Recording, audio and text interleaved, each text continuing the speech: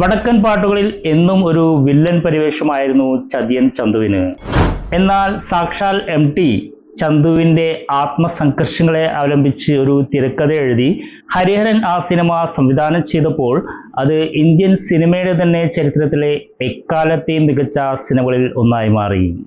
ചന്തുവായി സാക്ഷാൽ മമ്മൂട്ടിയും, ആരോമലുണ്ണിയായി സുരേഷ് ഗോപിയും, ഉണ്ണിയാർച്ചയായി മാധവിയും അരങ്ങ് തകർത്ത ഈ ക്ലാസിക് മലയാള ചിത്രം 36 വർഷങ്ങൾക്ക് ശേഷം കേരളത്തിലെ തിയേറ്ററുകളിൽ വീണ്ടും റിലീസ് ചെയ്യാൻ പോവുകയാണ്.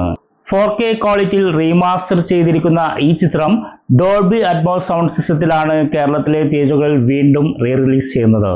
ഒരു വടക്കൻ വീരഗാഥ റിലീസ് ചെയ്യുന്ന സമയത്ത് ഞങ്ങളിൽ പലരും ജനിച്ചിട്ട് പോലും ഉണ്ടായിരുന്നില്ല.